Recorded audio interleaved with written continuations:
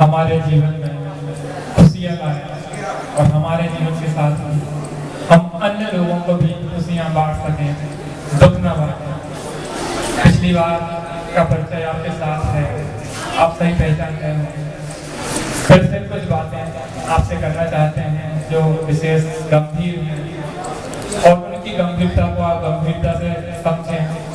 आपके भविष्य के निर्माण के लिए हम संकल्पबद्ध हैं, क्योंकि भारत वैसा ही होगा जैसे हम बने, क्योंकि आप हमारे भारत के भविष्य हैं। हम आपकी सोच को बदलना चाहते हैं, आपके दृष्टिकोण को बदलना चाहते हैं। हम जिस पाश्चात्य संस्कृति की अंधी चमक में अपनी भारतीय संस्कृति की सदाबहार चमक को भूल गए हैं।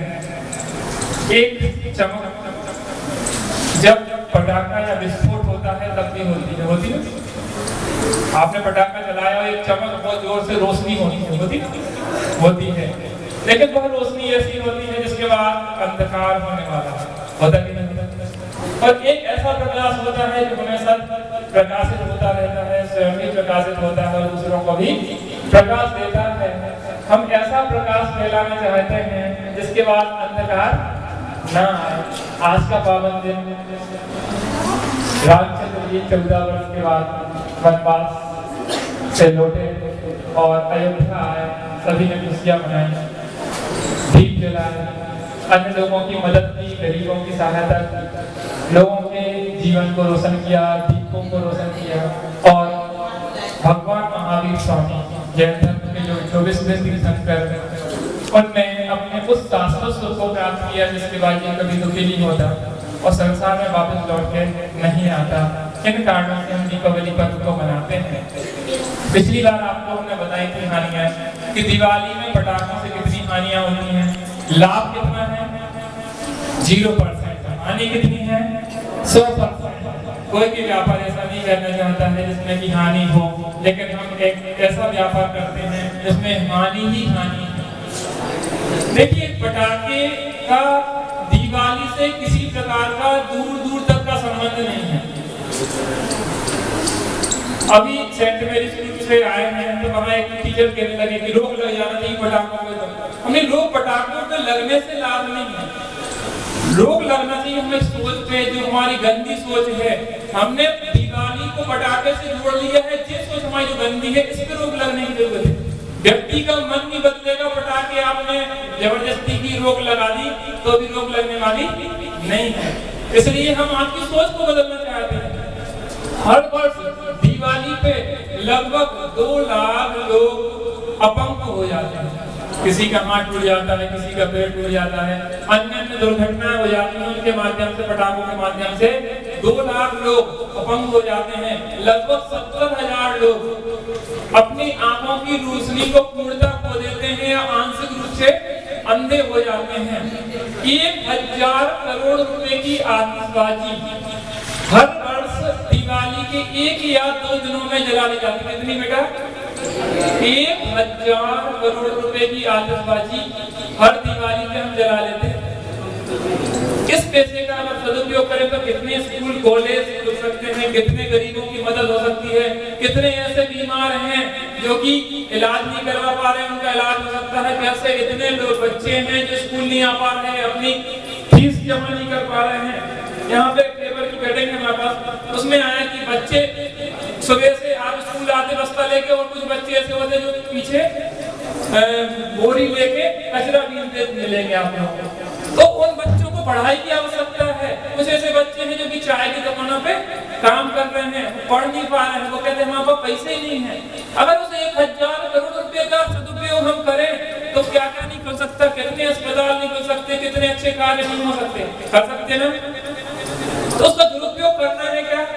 हर वर्ष लगभग दिवाली पे जो धुआं निकलता है पटाखों के माध्यम से, उसमें हर साल लगभग 20% दमा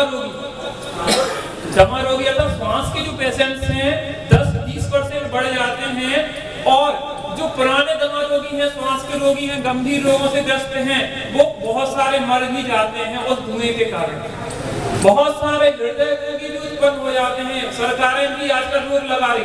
इसके अलावा हम और आगे बढ़ के कहना चाहते हैं आपसे कि आप पटाखे अकेले दिवाली पे ना चलाएं और अन्य जो आप खुशियों के साथ जिसको जोड़ दिया है, आपके यहाँ भाई ने जन्म लिया, आपके यहाँ बच्चे ने जन्म लिया और आपने जाके पटाखे चलाते नहीं चलाते, खुशियां मनाना है, खुशियां मनाना। दूसरे के भाई को मार के अब अपने भाई के उस जन्म की खुशियां मनाना चाहते हैं। कैसे मान रही है?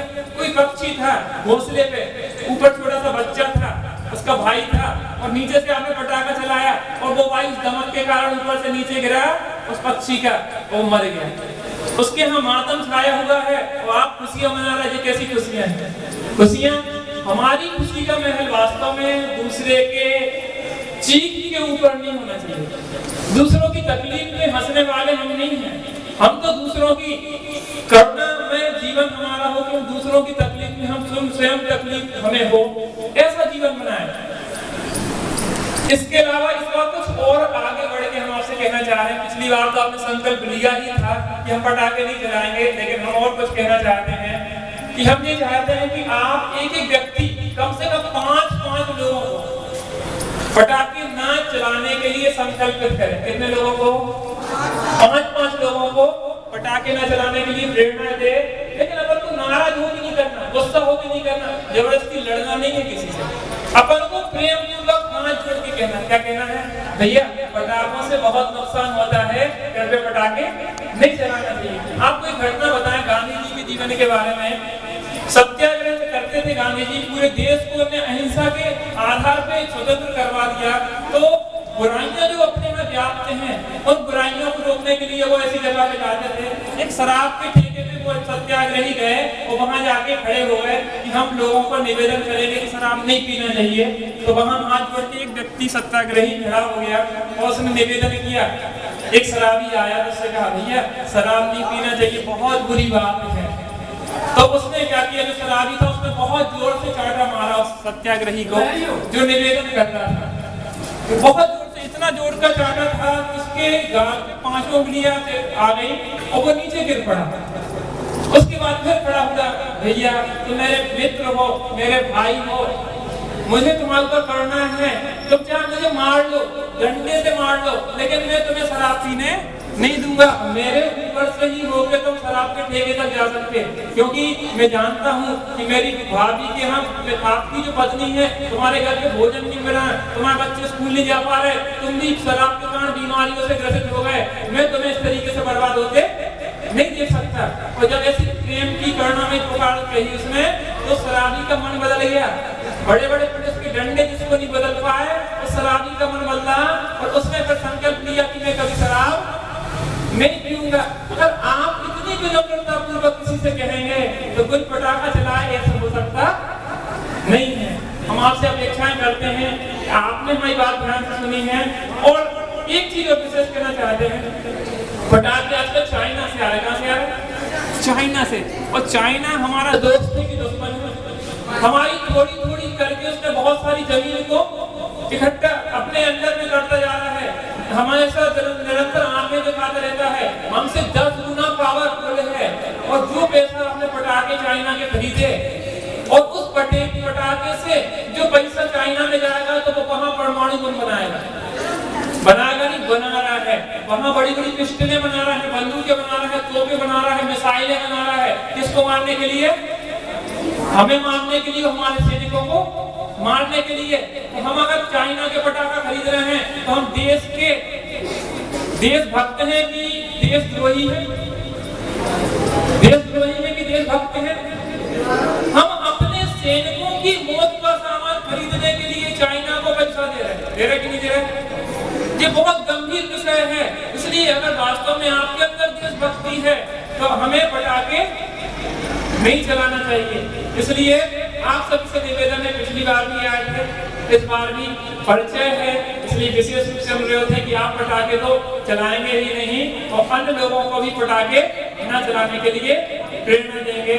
और इसके अलावा राम और रावण की पिछली बार चर्चा करी थी, उसमें और आपको बता दें कि भैया रावण के जो लक्षण थे वो अपने अंदर नहीं लाना है, बुरी आत्माओं से बचना है। पाश्चात्य संस्कृति जो थी, उस पाश्चात्य संस्कृति की सभ्यता की जो बात है, उनको छोड़ के अपने जीवन में भारतीय संस्कृति का गौरव जागृत करना है।